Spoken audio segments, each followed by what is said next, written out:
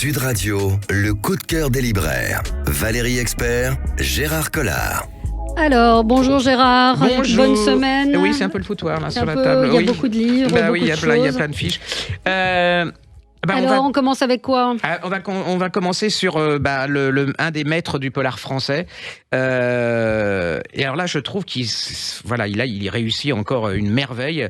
C'est Franck Tilliez, Norferville, c'est chez Fleuve Noir. J'ai été alors déjà, vous mettez vos moufles, vos passe-montagne, votre cagoule, votre bouillotte et tout, parce que il fait très froid. Hein. Alors vraiment très très froid. Il y a un détective en criminologie à Lyon qui s'appelle Teddy. Pour lui, tout va relativement bien. Et puis un jour, il apprend que sa fille est retrouvée dans le Grand Nord québécois. Elle a été absolument mutilée, massacrée. Et elle est abandonnée près d'une réserve d'autochtones. Donc il décide de tout larguer, et il part là-bas.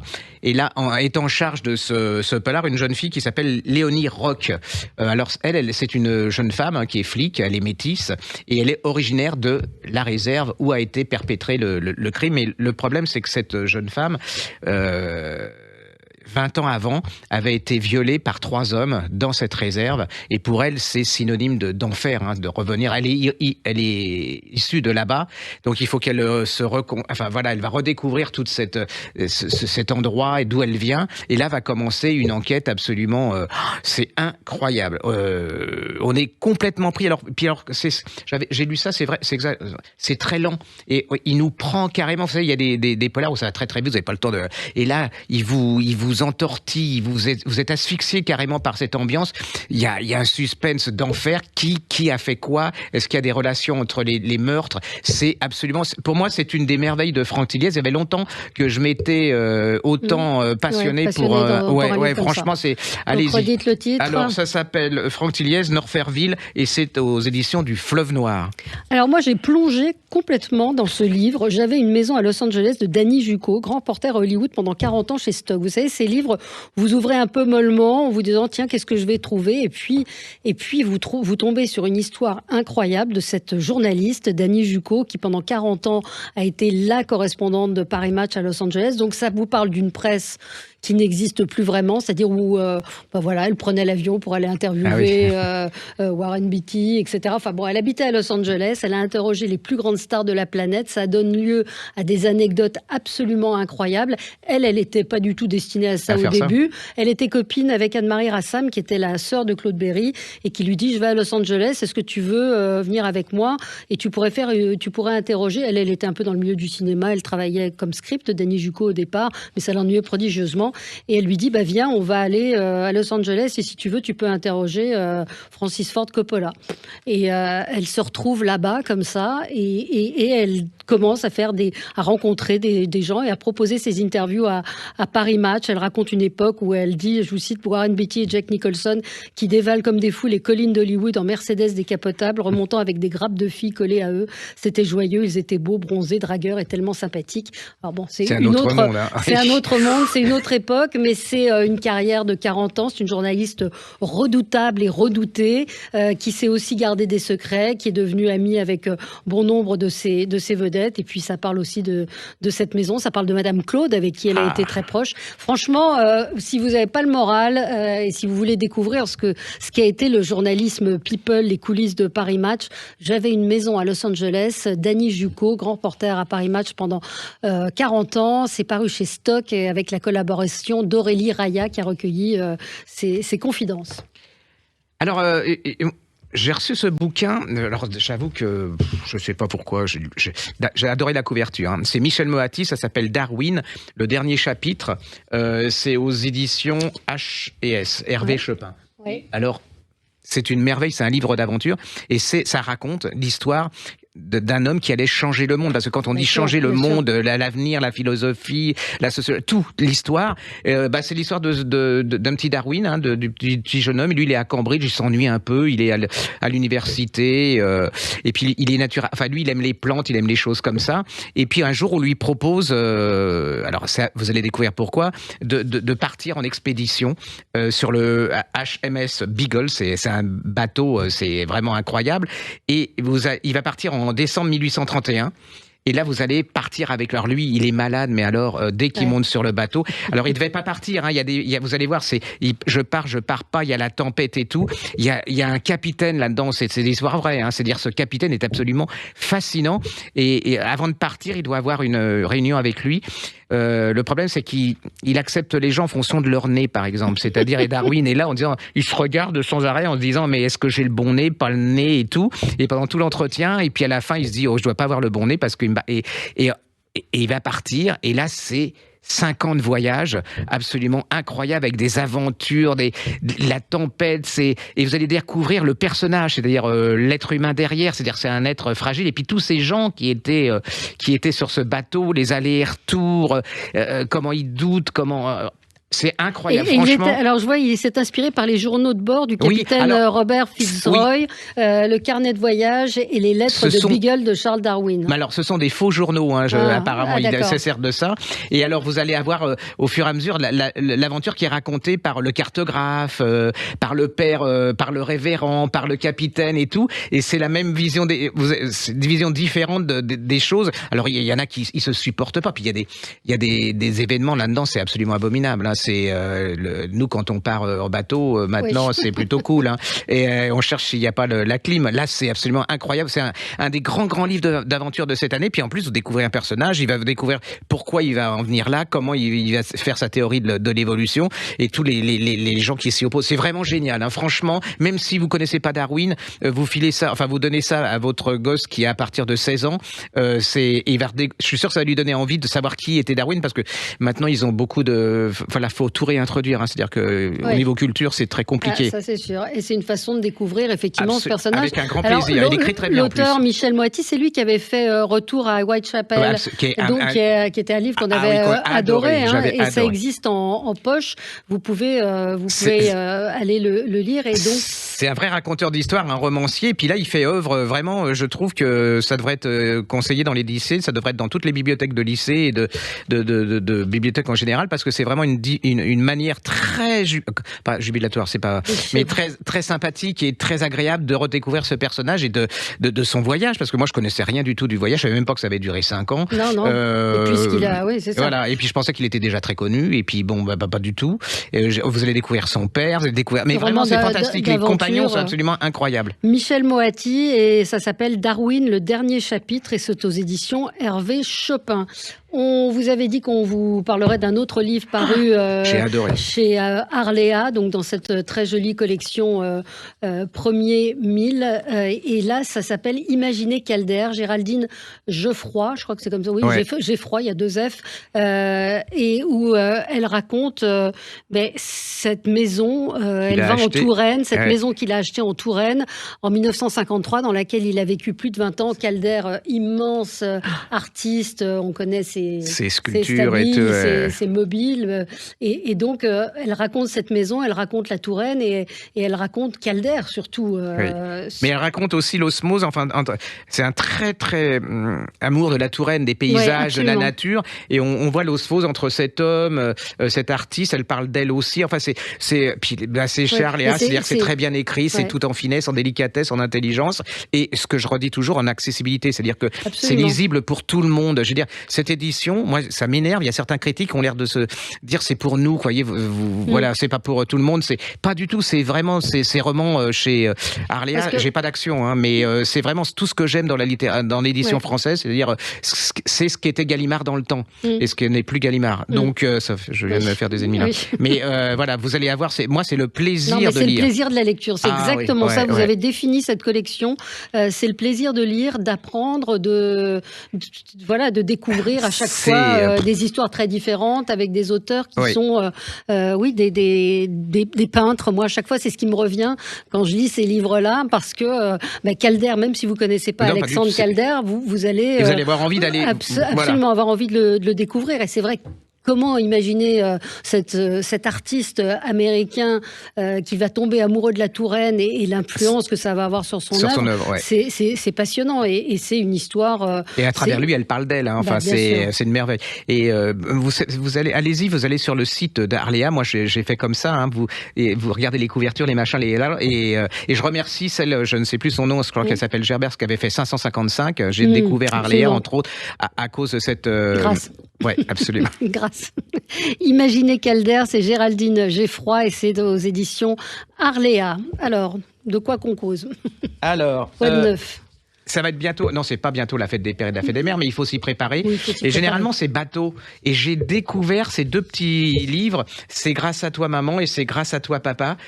Faut regarder en podcast parce qu'à l'intérieur, c'est magnifique. Les couvertures, elles sont toutes en douceur. Génial. Vous avez envie de les ouvrir, même si vous n'êtes pas papa ni maman. Je trouve que c'est très, très, très beau. Les illustrations, elles sont toutes en gentillesse, en humanité, en sensibilité. J'ai adoré. Voilà. C'est très joli. C'est très, très, très, très joli. C'est 2 petites merveilles. Allez-y. Je suis pas sûr que les tirages soient importants. Alors, ça s'adresse là aux ados, plutôt. Clémentine du Pontavis, avec la participation de Gada Adem-Ganzer, qui elle est gynécologue. Journal intime de mon cœur, pour apprendre à se connaître, essayer d'y voir plus clair dans ses relations d'amour et d'amitié.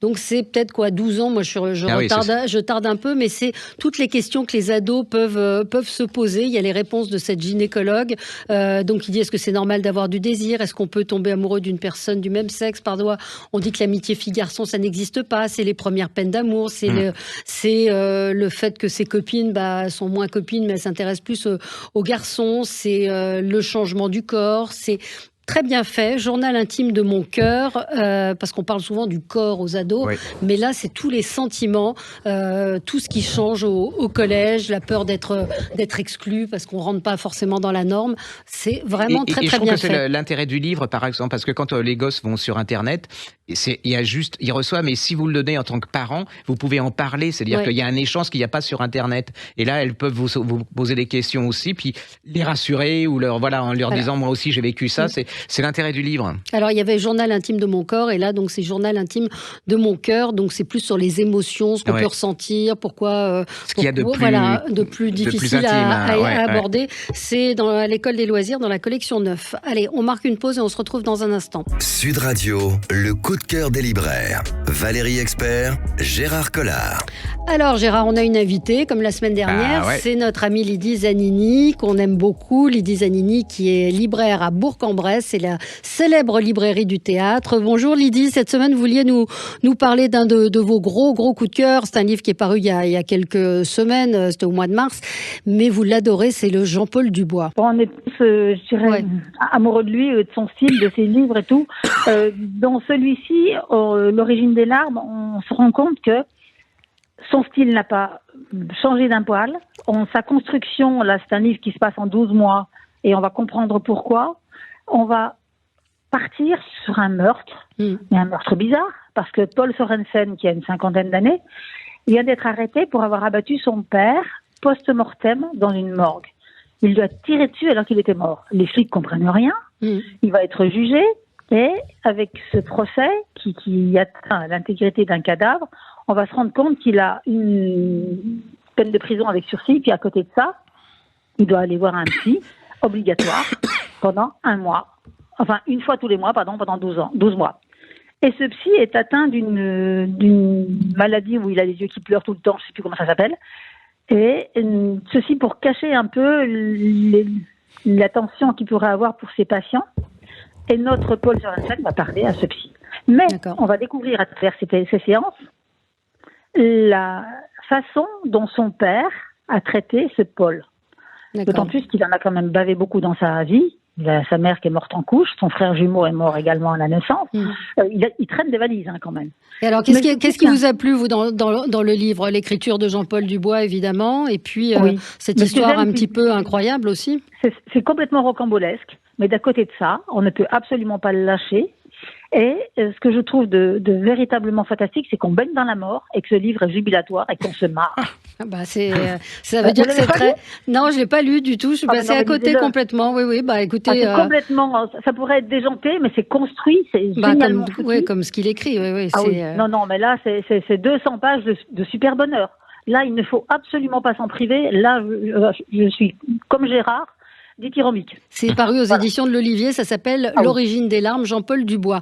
Merci Lydie, et on vous rappellera la semaine prochaine pour un autre coup de cœur. Allez, tout autre chose, Gérard. Alors là, c'est un événement, c'est vraiment au niveau historique.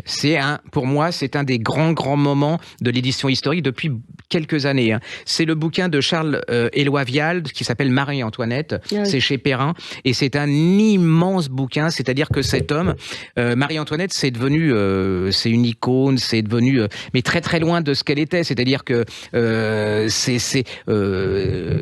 savez ce film avec Coppola, voilà, tout est en couleur, elle n'est que futilité, bêtise, consommation. Enfin voilà, c'est vraiment loin. Et puis alors c'est et puis en plus c'est une des reines les plus clivantes. C'est-à-dire que on aime ou on déteste. C'est-à-dire que si on est républicain, voilà. Et puis et lui, il va parce qu'en fait, on met dans cette femme ce qu'on veut, on veut y voir à chaque époque.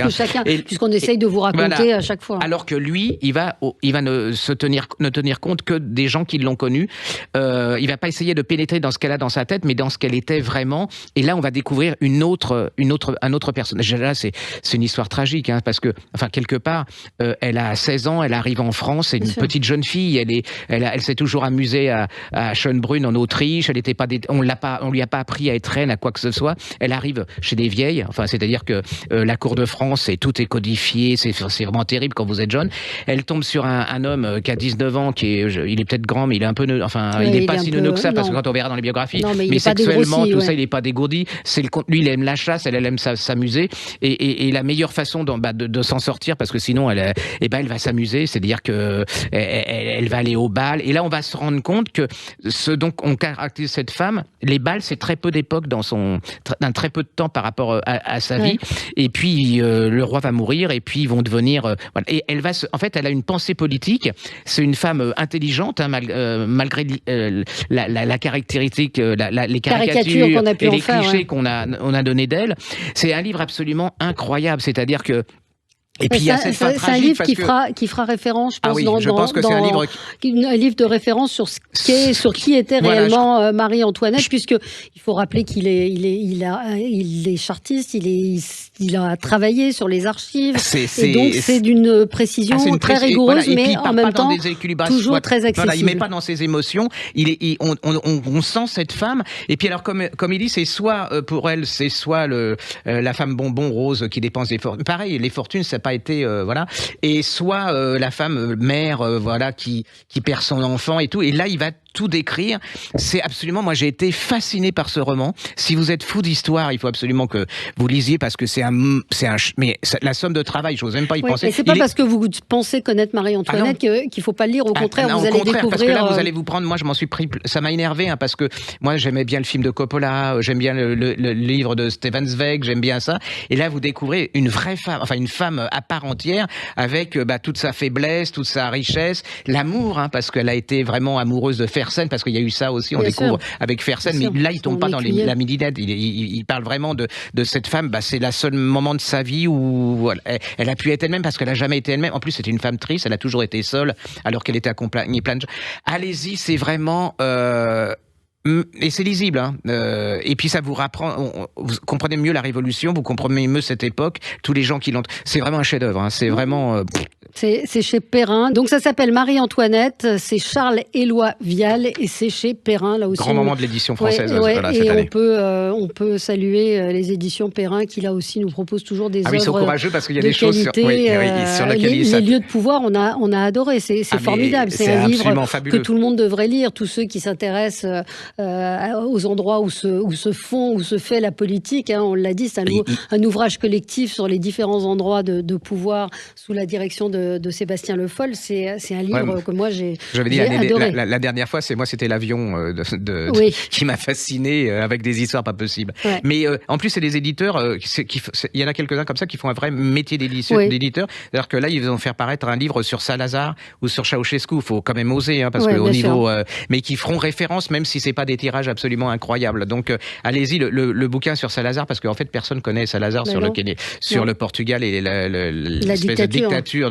Allez-y, c'est vraiment. Mais ça, le Marie-Antoinette est absolument exceptionnel. Un petit livre pour enfants, L'ogre maigre. C'est un ogre qui lui, il aime beaucoup les enfants, mais il aime jouer avec eux. Donc pour un ogre, c'est pas terrible. Non, et puis il a pas envie, comme les autres ogres, qui les engraissent, qui leur mettent des numéros pour pouvoir les manger après. Et en fait, il faut toujours travailler plus. C'est ce qu'elle nous dit dans ce petit livre. Je l'ai fait lire à une petite fille qui a adoré. Et lui, il veut pas manger les enfants. Donc est-ce que il s'appelle Ventre affamé? Est-ce qu'il va pouvoir résister à l'envie de manger des enfants? Est-ce qu'il va devenir végétarien? Oh non. On ne sait pas. Les aimer ou les manger, il faut choisir. L'ogre maigre, Sophie Scherer, illustré par Émilie Sandoval. C'est chez Neuf Poches. C'est 8-10 ans. Voilà, on a fini. Merci Gérard. Merci. À la semaine prochaine. Sud Radio, le coup de cœur des libraires. Valérie Expert, Gérard Collard.